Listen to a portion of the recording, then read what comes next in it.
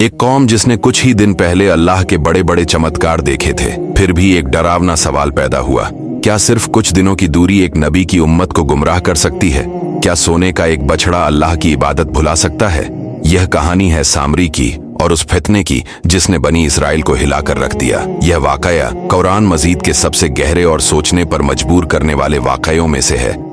यह सिर्फ इतिहास नहीं बल्कि इंसानी फितरत का आईना है। बनी इसराइल फिरौन के जुल्म से आजाद हो चुकी थी, समुंदर फट चुका था, दुश्मन डूब चुका था, लेकिन इम्तिहान अभी बाकी था। अल्लाह ने हजरत मूसा अलैहिस्सलाम को कोहे तूर पर बुलाया। वहां वही का सिलसिला था और यहाँ सब्र का इम्तिहान हम कुरान की रोशनी में समझने की कोशिश करते हैं। सामरी का फितना और सोने के बछड़े की कहानी। अल्लाह ने हजरत मूसा अलैहिस्सलाम को 30 रातों के लिए बुलाया, फिर 10 और बढ़ा दी, कुल 40 रातें हो गईं। जाते समय मूसा अलैहिस्सलाम ने अपने भाई हजरत हारून अलैहिस्सलाम को जिम्मेदारी सौंपी। पैगाम बिल्कुल साफ था, सिर्फ अल्लाह की इबादत करना। लेकिन समय बीतता गया, रातें लंबी होती गईं, कौम बेचैन होने लगी, सवाल उठने लगे, मूसा कहाँ हैं? क्या वह वापस आएंगे? यहीं से फितने का दरवाजा खुला। इसी बेचैनी के दौरान सामरी सामने आया। कुरान उसे अस-सामरी कहता है, बाहर से अपना, अंदर से गुमराह। उसने कहा, अपने सोने के जेवर जमा करो। ये वही जेवर थे जो फिरौन के जमाने से उनके पास थे।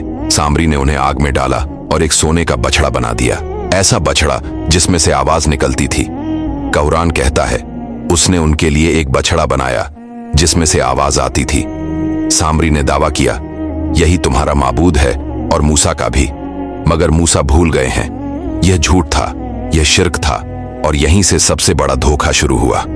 हजरत हारून अलैहिस्सलाम ने कौम को रोका, समझाया, नसीहत की। उन्होंने कहा, ऐ मेरी कौम, तुम सिर्फ आजमाइश में डाले गए हो, तुम्हारा रब सिर्फ रहमान है, मेरी बात मानो। लेकिन उनकी आवाज दब गई, शोर जीत गया।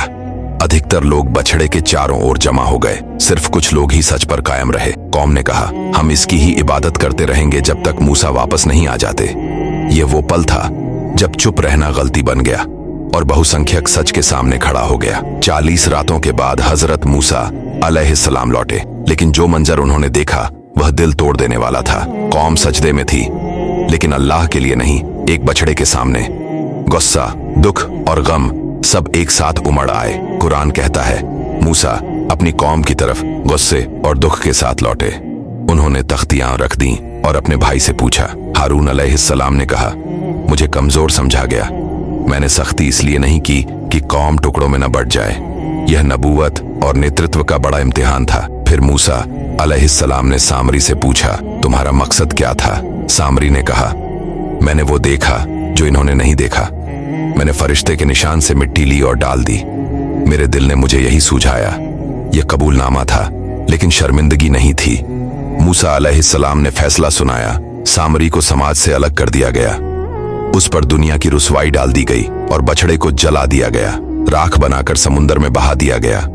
पैगाम साफ था, झूठ कितना भी सुंदर क्यों न लगे, आखिर मिट ही जाता है। यह कहानी सिर्फ बनी इसराइल की नहीं बल्कि हर दौर के इंसान के लिए है।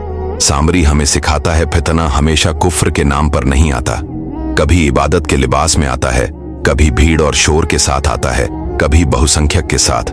और हजरत मूसा अलैहिस्सलाम हमें याद दिलाते हैं, सच पर कायम रहना मुश्किल जरूर है, लेकिन वही निजात का रास्ता है।